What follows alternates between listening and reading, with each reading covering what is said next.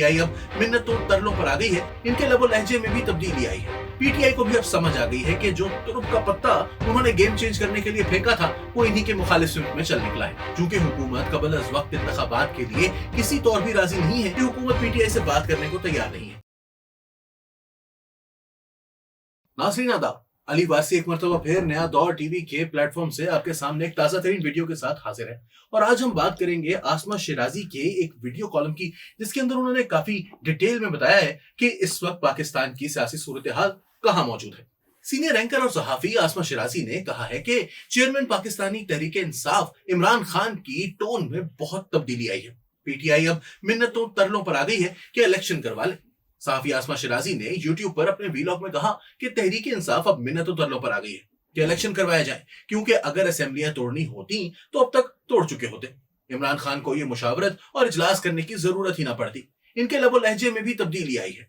कल तक जो इमरान खान एस्टैब्लिशमेंट से मुतालबे कर रहे थे कि वो इंतखाबात की तारीख लेकर दें, एस्टैब्लिशमेंट से ही उम्मीदें लगाकर बैठे थे जो दम तोड़ गई हैं। तो अब उन्होंने रुख हुकूमत की जानिब कर लिया है कि आम इंतखाबात के हवाले से हमसे बात करें, वरना हम असेंबलियां तोड़ देंगे। इत्तेहादी हुकूमत भी तैयार है कि अगर पंजाब और खैबर पख्तूनख्वा की असेंबलियां टूटेंगी तो बगैर लीतो लाल के दोनों सूबों में इंतखाबात करवा देंगे। पीटीआई को भी अब समझ आ गई है कि जो तुरुप का पत्ता उन्होंने गेम चेंज करने के लिए फेंका था वो इन्हीं के मुखालिफ सिमत में चल निकला है। ऐसा इसलिए है कि जब असेंबलियां टूटेंगी तो सूबे में अबूरी सेटअप बनेगा और वही इंतखाबात करवाएगा। इस वक्त इलेक्शन कमीशन की जानिब से भी शफाफ इलेक्शन करवाने की यकीन दहानी है, तो इमरान खान को समझ आ गई है कि मामलात उनके खिलाफ जा सकते हैं।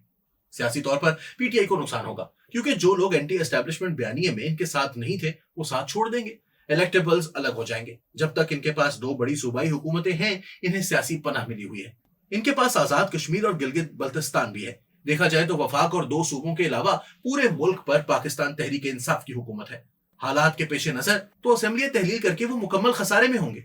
इन्हीं हालात के पेश नजर इमरान खान साहब की जानिब से हुकूमत को मशरूत पेशकश की गई कि इंतखाबात पर बात करें, वरना हम असेंबलियां तोड़ देंगे। ताहम अब लगता है कि हुकूमत पीटीआई से बात करने को तैयार नहीं है। इनके गुज़िश्ता चंद माह की जितनी प्रेशर डालने वाली सियासत थी, इसका कोई नतीजा नहीं निकला, तो हुकूमत क्यों ब्लैकमेल होगी।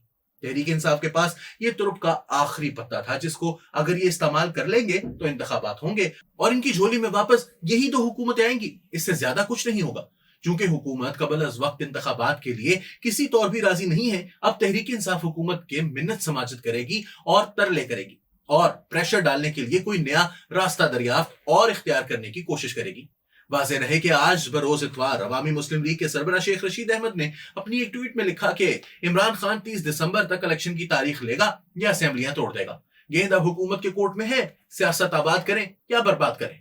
सरबराह अवामी मुस्लिम लीग का कहना कि मिफ्ता इस्माइल इनकी मईशत का पोस्टमार्टम कर रहा है, चार वुज़रा मिलकर भी बयान दें तो कोई इनकी बात नहीं सुनता। हुकूमत अवाम में जाने के काबिल नहीं है। इलेक्शन से फरारी, इलेक्शन की तैयारी करें।